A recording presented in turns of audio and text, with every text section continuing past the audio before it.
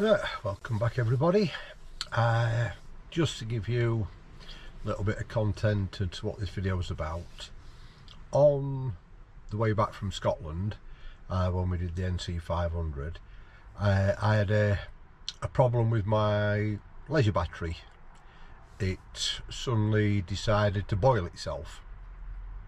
Now, we're not sure whether that was caused by the split charge relay that I had, or a fault with the battery that shorted out. But this is one of the main reasons everybody should have a carbon monoxide detector in the van. It's imperative that everybody gets one. Without it, I do think the battery would have exploded. I was driving along, obviously on a motorway, and I couldn't smell anything in the front. I got the window down a little bit and what have you, and I couldn't smell anything. The carbon monoxide detector started beeping, so we pulled over into the services, opened the side door, and the smell of boiling acid just hit us in the face. And like I said, without the carbon monoxide, I would have just carried on driving, and eventually I'm assuming the battery would have exploded. As it is, when we finally found out what it was just a normal lead acid leisure battery, and where the vent holes are, I'd got steam coming out of there like a kettle. So we managed to pull it out, get rid of it, disconnect it all, get it out the van onto the side of the road, and just wait until it all cooled down and sorted itself out. So like I said, this video will take you through what we've done, what I've done to correct everything, and show you a bit of really how lucky I was not to, I suppose, have a van fire and lose the entire van, but like I say, luckily we got away with it. So we'll fetch you back in a minute and show you what we've done. Cheers everybody. Right, so this is the leisure battery that I had in. It was a 100 amp just standard lead acid battery. Yeah, these are the vents, one in each side. Like I said, both of these, I've got steam gushing out like when you overboil a kettle. I don't know whether this will pick it up, but you can see the sides of the battery have bulged out, and that's all the sides have done that. So I said, not good. I do feel quite lucky that I think we did get away lightly with that, and I suppose it happened on the way home, not on the way there, so still managed to complete the trip. So right, I'll show you what we've done in the van now. Right, morning guys.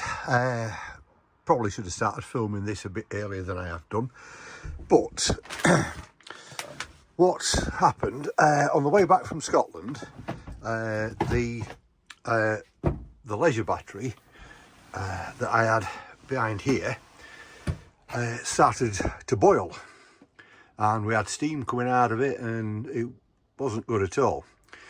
So what I used to have was the split charge relay, and this has been in for about 2.5 years or so, and it's been working well. Now this was sat just a second, this was sat over there, and then the isolator was right next door to it, and obviously cables in, cables out, and all wired up as it said in the instructions.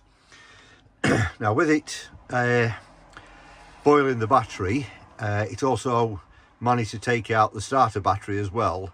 I think what had happened, because the relay was open, because we were driving, so that was open and charging, I think it's managed to backfeed and take the starter battery with it as well. So after a bit of research, I've decided to go for the Victron B2B charger. So what I've done, obviously, as you can see, that's fastened in there, but I've had to move the isolator over to make it fit, because obviously that is a lot bigger than that. And just waiting for the new battery to turn up, and hope now that it fits in the gap and that's not in the way. Bit of a gamble, but there you go, we'll see. It did say in the instructions not to fit this into anything flammable, because it does have a big heat sink on the back. That's the only place I've got for it. So what I've done is I've cut a hole out of the board. I'll go around the other side and show you.